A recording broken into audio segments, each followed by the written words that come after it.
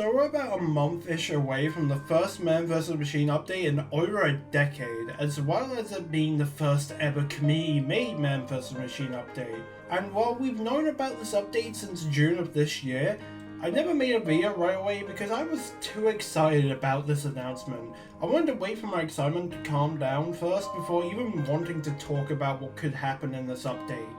3 months later, and I'm still excited, and I can't believe this is happening. An MvM update in the Big 25 is crazy. Of course, I don't want to overhype anyone or myself. The announcement we got was in the classic Tier 2 blog style, but leaves a lot of people confused on what's actually happening with this update.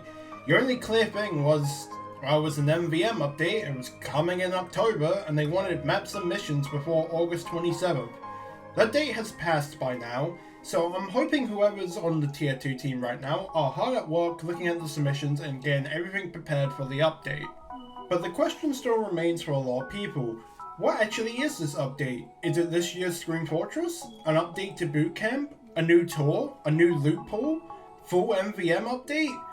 Well, luckily we have got some answers to these questions thanks to people sending emails to Eric Smith. Eric Smith is basically the voice of the Tier 2 team. Anything happening with Tier 2, he'll likely be the one to answer about it. So from the few public emails we were allowed to see, this update is not replacing Scream Fortress. Scream Fortress will be happening still this year, meaning we're likely getting 2 content updates in 1 month, which is honestly crazy to think about. You might ask why I said likely and not will. I say likely because when Jungle Inferno released in 2017, it was pretty close to Scream Fortress, and because of that, Scream Fortress 2017 didn't actually add any new content. It just enabled contracts for people to do on the old maps and nothing else. But at the same time, in the Invasion update in 2015 also released near Scream Fortress, and we still got a Scream Fortress update that year with new content, and it even came with a comic too. I'm more likely to believe we'll still get the usual content we do for Scream Fortress, but just know there's a small chance that we don't, and just turning on the old maps and contracts. In the same email though, Eric Smith commented on if we were getting more content for this MvM update, mainly Australians, and he said, quote, "I don't have an answer for you about other content. Currently, we're only calling for map submissions." This made a lot of people write off the idea of getting new loot or Australians, but saying they don't have an answer for other content is not 100% confirmation. There's a chance new stuff and Australians could be coming with this new update. In fact, I wanted to use this video to go over what is likely and unlikely to happen with this MvM update, as I've seen a lot of people talk about what could possibly be in said update. I think it would be nice to throw my 2 cents into that ring. Starting off with the confirmed content for the update, which I've already said, new map submissions are coming with this update in October, but Eric has also said that this update would be updating MvM in general, which is a bit more vague on what that actually means. An update in general could mean anything from the smallest of things like bug fixes to major things like new upgrades or weapons even. But likely when he said updating MvM in general, he's mostly talking about the new content. It's likely that a new tour will be happening. I don't think they plan to only update Boot Camp with these new map submissions, as the main moneymaker for MvM is Man Up mode with tour of duty tickets. The question is, how many tours will we be getting? Now, it's most likely that we're only to get 1 single tour, and that tour to likely be advanced difficulty, but I'm personally hoping we get 2 tours.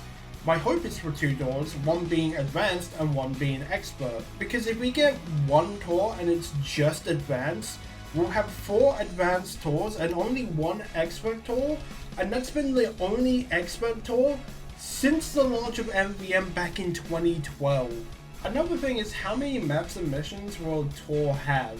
It could be like 2 cities where it's 4 missions on 2 maps, or it could be like Gear Grinder with 3 missions on 3 maps.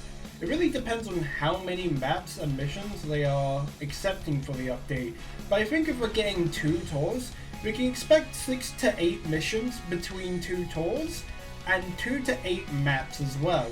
But if we're only getting one new tour, I expect it to be 3 to 4 missions on 2 to 4 maps. Of course, with a new tour comes the talk of the loot pool.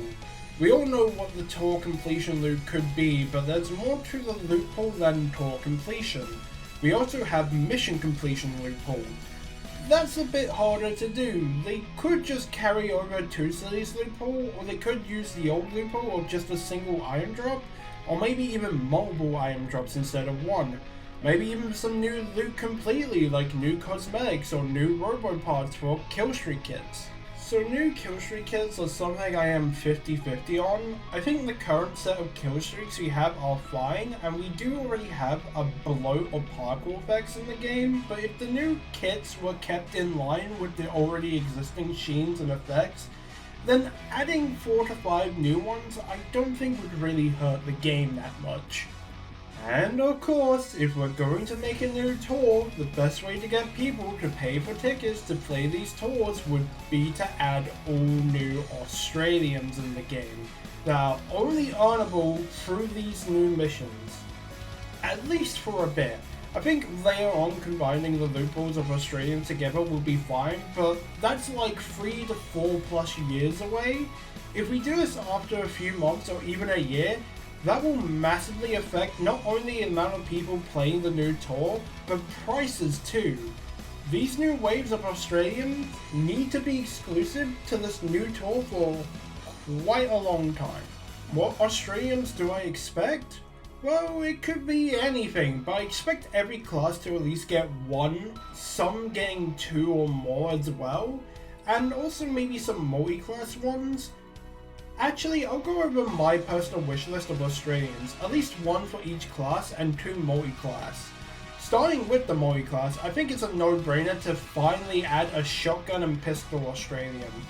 I don't know why these weren't even in the first wave of Australians we got, but if they're going to do new waves of Australian, these 2 need to be done. For Scout, I would go with the Flying Guillotine or Atomizer. Soldier the Beggars, because I think a gun made of trash being gold is quite funny. Pyro is between the Dragon's Fury or Flare Gun. Devilman, I would go with the Loose Cannon. Heavy, I would go with the Fist of Steel or Sandwich. I mean, if you can eat a robot sandwich, you can eat a pure gold sandwich. Engineer the Gunslinger or Widowmaker. Medic would have to be the Crossbow or Ubersaw. Sniper the Huntsman, and Spy would be between a Sapper and a Revolver. Oh yeah, I spent all that time talking about new Australians that I forgot that in the game files there are unused bot killers too. So they could use those if they wanted. But I don't think they will. Bot killers were cool for the time, but the moment Australians were added, bot killers basically fell off and never really came back. I mean, it'd be cool to have them for like a collection sake, but I don't see many people using them or wanting them.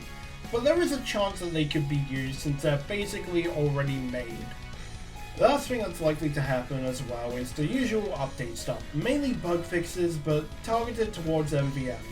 They have accepted some community MvM fixes before, so it'd be nice to see more of those, as well as fixing some missions not displaying the waves correctly. That would be very nice to see. I don't expect to see anything crazy like new weapons or upgrades to weapons. Even weapons like the shotgun for Soldier, Pyro, Heavy, and Engineer, which I feel should have a damage upgrade, they likely won't get anything like that. It would be nice if they did, but I can't see it happening anytime soon. I also saw people mention the return of spells for any Halloween MvM apps that we get added, and please stop asking for spells to return. They've said so many times that spells aren't coming back. I think locking spells behind MvM anyway is dumb. We have Australians already. We don't need another rare loot type in the game mode. As this update is releasing near Screen Fortress, I think a new cosmetic case and new taunts for the update are out of the picture too. I think it'd be cool to get MvM themed taunts and cosmetics. I don't think we need them. But who knows, maybe Screen Fortress this year could have a robotic twist to it. It's all up to the TF2 team on what they want to pick for the update in the end. Lastly, I don't expect to see a crate in this update either. If you're wondering why I mentioned this, Well, because if one or more of the Jungle Inferno weapons gets an Australian version, that would be the only way to have a strange version of that weapon, and that would suck. There should be strange versions of these weapons without needing to coat them in gold, but I don't see them doing this. It likely will be if you want a strange Dragon's Fury, you have to pay big bucks for the gold version of it. Now there's one more thing I want to talk about, something I feel not many people have really spoken about much, but I think is a topic that should be had. With this new MvM update coming out, how much impact will this have on community MvM going forward? Well, for one thing, I believe we will still get community events. Just because we're getting an official community MvM content drop now doesn't mean something like Potato.tf is useless. These events usually run alongside a charity event as well, so I don't think community MvM will be slowing down anytime soon. In fact, if you ask me, I can see it going two ways depending on how the update goes. If this update is well received by the majority of players, this could lead into more interest in community MvM projects.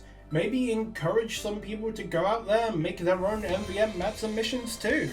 On the other hand, if this update is disliked by the majority of the player base, I could see this having a small negative effect on community MvM. People run it off as terrible because the update had maps and missions that most didn't enjoy, which would be a real shame. I hope the Tier 2 team does good and picks some great community maps and missions. In fact, before I end this video, I'll go over some of my personal favorite maps that I would love to see get added into this MvM update. We have Area 52, Underground, Flower Field, Rancher, Robot Factory, and number 6, the Doppler. Overall, I'm still very excited with this MvM update coming. Even if it's just the bare minimum of one single new tour and the same loot pool, I'll just be happy to have some new official content for the game mode that I love so much. I feel the only way I can get disappointed by this update truly is if they only add maps and missions to Boot Camp and nothing else, but again, I think that's unlikely to happen for this update. That's all I got to say for now. What's your thought of this upcoming MvM update? Let me know in the comments down below. I've been Hexalina. See you all in the next one.